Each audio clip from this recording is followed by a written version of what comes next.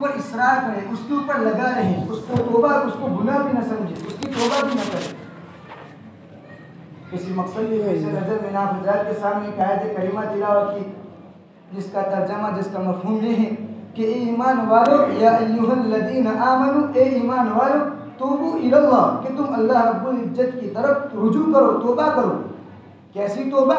توبۃ نصوحا، سچی پکی، بالکل سچی پکی توبہ کرو۔ علماء نے توبۃ نصوحا کے ماتحت بہت سارے اقوال لکھے ہیں کہ توبۃ نصوحا کس توبہ کو کہتے ہیں۔ وہ سچی پکی توبہ جس کے بعد آدمی اپنی زندگی کو تبدیل کرنے کا پورا اختیار، اپنی زندگی کو اختیار کرنے کا ایک پختہ عزم کرے۔ اس لیے علماء نے توبہ کی چند شرائط لکھی ہیں کہ توبہ کب جا کے مکمل ہوتی ہیں، کب جا کے انسان کی توبہ قابل قبول ہوتی ہے۔ اس کے لیے علماء نے چند شرائط لکھے ہیں۔ ان شرائط میں بھی علماء نے لکھا ہے کہ گناہ بھی دو طرح کے ہوتے ہیں۔ ایک وہ گناہ جو انسان اور اللہ کے درمیان میں ہوتا ہے، فیما بینہ و بین اللہ، کہ ایک وہ گناہ جو انسان اور اللہ کے درمیان میں گناہ ہوتا ہے۔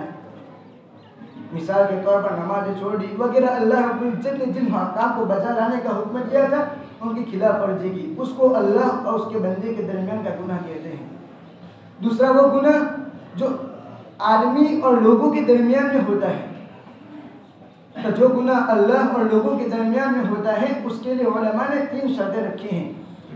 سب سے پہلی شرط تو یہ ہے کہ ان یقلع عن المعاصی، جس گناہ کے اندر وہ آدمی مبتلا ہے، اس گناہ کو سب سے پہلے چھوڑ دے، اس گناہ کو سب سے پہلے چھوڑ دے۔ جب تک اس گناہ کو چھوڑے گا نہیں، تب تک اس کی توبہ قابل قبول نہیں ہوگی۔ نمبر 2 پر علماء نے لکھا ہے ان یندم علی فعلها، کہ وہ اپنے گناہ کو گناہ سمجھے اور اس کے اوپر پشیمان ہو، اس کے اوپر افسوس کرے کہ ہے افسوس، مجھ سے کیسا گناہ ہو گیا، یہ گناہ نہیں ہونا چاہیے تھا، مجھ سے ہو گیا۔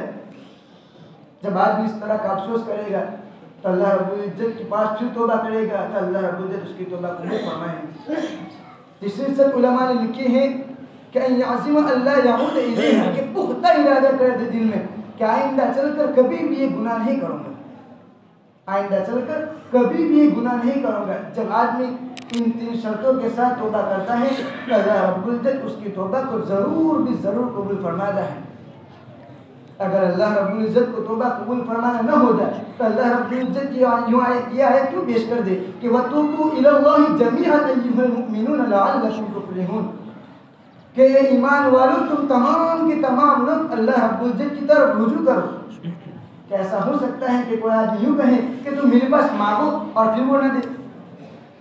تو اللہ رب العزت اس آیت کریمہ کے اندر ہم تمام کو خطاب کر کے کہہ رہا ہے کہ وَتُوبُوا إِلَى اللَّهِ، کہ تم تمام کے تمام اللہ رب العزت کی طرف رجوع کرو تاکہ تم کامیاب ہو جاؤ۔ اور جس ساتھیوں دوسرا وہ گناہ ہوتا ہے جو آدمی اور لوگوں کے درمیان ہوتا ہے، اس کے اندر علماء نے ماقبلہ کے اندر مینا حضرت کے سامنے جو 3 شرطیں بیان کی کہ گناہوں کو چھوڑ دے، اس کے اوپر افسوس کرے اور پختہ ارادہ کرے کہ آئندہ چل کر یہ گناہ نہیں کروں گا۔ ان 3 شرطوں کے ساتھ ایک شرط اس کے اندر یہ بھی ہے کہ جس آدمی کے ساتھ آپ نے گناہ کیا ہے، مثال کے طور پر جس آدمی کو آپ نے گالی دی ہے، جس آدمی کی آپ نے غیبت کی ہے، جس آدمی کا آپ نے حق دبایا ہے، سب سے پہلے اس کو راضی کرے۔ کسی کو گالی دی ہے، سب سے پہلے اس کے پاس رجوع کرے، اس کے پاس توبہ، اس کے پاس معافی مانگے کہ بھائی مجھ سے غلطی ہو گئی تھی، میں نے آپ کو گالی دے دی تھی۔ اگر کسی کے حقوق دبائے ہوئے ہیں تو ان حقوق کو سب سے پہلے ادا کرنے کی کوشش کرے۔ بہنوں کی میراث نہیں دی ہے تو پہلے بہنوں کو میراث دے، پھر جا کے اللہ رب العزت کے پاس توبہ کرے۔ علماء نے لکھا ہے کہ کسی کو برا بھلا کہہ دینا، کسی پر تہمت لگانا، کسی پر الزام لگانا، کسی کے حقوق دبانا، ان چیزوں کے پائے جانے کے وقت انسان چاہے کتنی بھی توبہ قبول کر لے، لیکن اگر دوسرے کے حقوق ادا نہیں کیے ہیں تو اللہ رب العزت کے یہاں اس کی توبہ قابل قبول نہیں ہے۔ اس لیے تو اللہ کے رسول صلی اللہ علیہ وسلم نے ایک مرتبہ صحابہ سے پوچھا کہ من البخیل، بخیل کون ہے؟ صحابہ کرام رضوان اللہ تعالی مجمعین نے جواب دیا من لا دینار لہ ولا درہم لہ، کہ بخیل تو وہ آدمی ہے کہ جس کے پاس نہ دینار ہو نہ درہم ہو۔ اسی طرح صحابہ کرام مختلف جوابات دیتے رہے، اللہ کے رسول صلی اللہ علیہ وسلم ان جوابات کو سنتے رہے، پھر اخیر میں جا کر اللہ کے رسول صلی اللہ علیہ وسلم نے فرمایا کہ بخیل وہ نہیں جس کے پاس مال نہ ہو، جس کے پاس دینار و درہم نہ ہو، بلکہ میری امت کا بخیل وہ ہے جو کل قیامت کے دن احد نامی پہاڑ کے برابر ثواب کو لے کر آئے گا، پہاڑ کے برابر نیکیوں کو لے کر آئے گا۔ لیکن اگر کسی کو گالی دی ہے، کسی کو گالی دی ہے، کسی کے حقوق دبائے ہوئے ہیں، تو اللہ رب العزت اس کی ساری نیکیوں کو لے کر اس کے جو آدمی آئے گا جس کے گالی دی ہیں، جس کے حقوق دبائے ہیں، اس کو دے دیں گے۔ کوئی آدمی آئے گا کہ اس نے مجھ کو گالی دی تھی، تو اللہ رب العزت اس کی نیکیوں کو لے کر اس کو دے دیں گے۔ اس نے میرے حقوق دبائے تھے، اس نے میری چوری کرنی تھی، اس نے میری غیبتیں کی تھی، تو اللہ رب العزت اس کے مال کو لے کر، اس کی نیکیوں کو لے کر اس کو دے دیں گے۔ اس لیے تو اللہ رب العزت نے فرمایا وَاتَّقُوا يَوْمًا لَا تَجْزِي نَفْسٌ عَن نَفْسٍ شَيْئًا وَلَا يُقْبَلُ مِنْهَا شَفَاعَةٌ وَلَا يُؤْخَذُ مِنْهَا عَدْلٌ وَلَا هُمْ يُنصَرُونَ کہ تم ڈرو ایسے دن سے جس دن میں نہ کوئی انسان کسی انسان کو کچھ بھی کام نہیں آئے گا، ولا شفاعت، نہ کسی کی طرف شفاعت قبول کی جائے گی۔ دنیا کے اندر تو ہوتا ہے کہ کسی معاملے میں پھنس گئے، کسی بڑے آدمی کو لے کر چلے گئے، شفاعت ہو گئی۔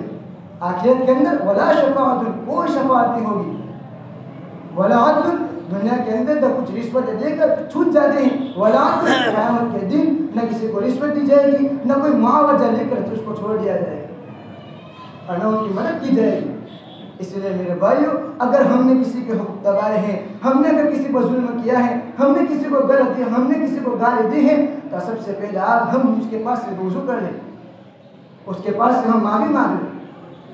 اللہ رب العزت کا بہت بڑا احسان ہے کہ اللہ رب العزت نے ہم تمام دنیا والوں کو دنیا کے اندر یہ معافی کا ایک پروانہ دے دیا ہے۔ علماء توبہ کی مثال اس طرح بیان کرتے ہیں کہ توبہ دنیا کے گناہ کے زہر کی طرح ہے، اور توبہ یہ زہر کی جو دوا ہوتی ہے اس کی طرح ہے۔ گناہ یہ دنیا کے اندر زہر کی طرح ہے، اور توبہ یہ دنیا کے اندر جس طرح زہر کی دوا ہوتی ہے اس طرح دوا کا کام کرتا ہے۔ تو ہم تمام کو چاہیں کہ اللہ رب العزت کے پاس خوب گر گرا کر توبہ کرے، اور اللہ رب العزت کے پاس ان شرائط کو مد نظر رکھتے ہوئے توبہ کرے اور ہمارے معاملات کو بھی درست کرے۔ اللہ رب العزت کہیں سنی باتوں کو عمل کرنے کی توفیق عطا فرمائے۔